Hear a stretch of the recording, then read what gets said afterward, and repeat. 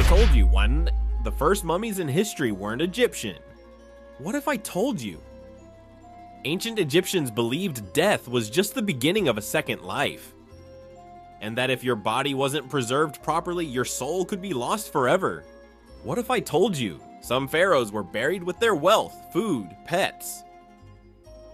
And in early periods, even human servants meant to follow them into the afterlife? Ancient Egypt didn't fear death. They engineered it, and it all starts with a god who refused to stay gone. Today we're diving into one of the most fascinating obsessions in human history. Ancient Egypt's battle against death. Before pyramids became tombs, before mummies filled museums, there was Osiris, a murdered king, a determined goddess, and a belief system that reshaped how an entire civilization viewed eternity. Egyptian mythology begins with cosmic forces. From the creator Adam came Shu, air, and Tefnut, moisture. Then Geb, earth, and Nut, sky.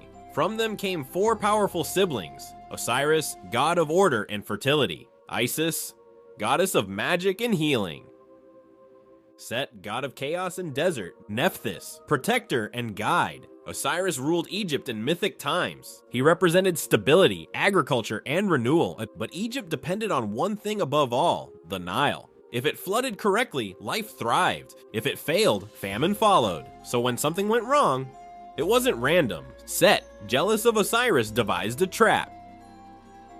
He sealed Osiris inside a chest and cast it away. In later versions of the myth, Osiris's body is dismembered and scattered. Symbolically, order is broken, chaos reigns, but Isis refuses to accept it. She searches relentlessly. She gathers what was lost. Through ritual and divine power, she restores Osiris, not to rule the living world again, but to become ruler of the dead. This is critical. Death is not the end, it is a transformation, and Osiris becomes proof. Here's the twist: the oldest known artificial mummies in the world are not Egyptian. They belong to the Chinchorro culture of South America, in modern-day Chile and Peru, dating to around 5050 BC. That's about 2,000 years before Egyptian mummification. The Chinchorro carefully preserved bodies using clay, sticks, and ash. Even children and infants were mummified. This shows something powerful. Different civilizations separated by oceans developed similar ideas. Preserve the body, preserve something beyond death. Egypt wasn't first, but they perfected it. Early Egyptians noticed something fascinating: bodies buried in dry desert sand, sometimes naturally preserved. The heat and dryness slowed decomposition. Over time, Egyptians began intentionally replicating this process. By around 2600 BC, during the Old Kingdom, mummification became more advanced. Internal organs were removed. The body was dried using natron salts, wrapped in linen, placed in tombs designed for eternity. Why? Because the soul, the Ka and Ba, needed a physical form to return to. If the body decayed, your afterlife could be at risk. Preservation wasn't vanity, it was survival. From the outside, it looks obsessive. Tombs, pyramids, funeral texts, grave goods. But for Egyptians, life on Earth was temporary. The afterlife was eternal. The Book of the Dead contained spells to navigate the underworld. In the Hall of Judgment, your heart was weighed against the feather of Ma'at, truth and order. Osiris presided over this judgment. If your heart was heavy with wrongdoing, you faced consequences. If balanced, you lived forever in the field of reeds. A perfected version of Egypt. Death was not an ending, it was an entrance exam. Pharaohs were buried with jewelry, furniture, food, chariots, weapons. King Tut's tomb alone contained thousands of objects, because the afterlife was believed to mirror earthly life.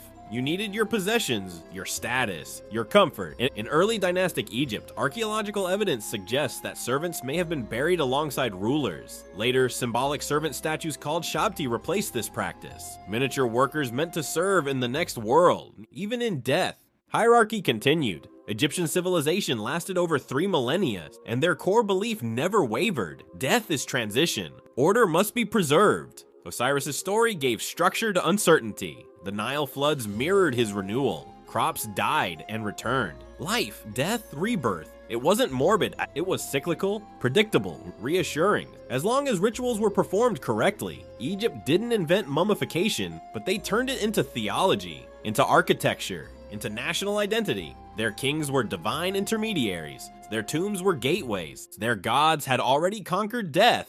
Osiris was dismembered, restored, transformed, and every Egyptian hoped to follow that path. not avoiding death, but preparing for it better than anyone else. The Chinchorro preserved bodies 7,000 years ago. Egypt built pyramids to guard eternity. They removed organs, dried bodies, wrote spells, buried wealth, prepared servants, weighed hearts, all because they believed something powerful. If you respect the rules of the universe, you don't truly die, you transition. Ancient Egypt wasn't obsessed with death.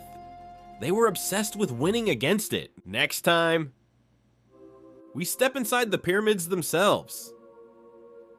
Who really built them, how they were engineered, and why modern myths get it completely wrong. Subscribe if you want history that's accurate, but feels legendary. This is the History Dude, and in ancient Egypt, death was just the beginning.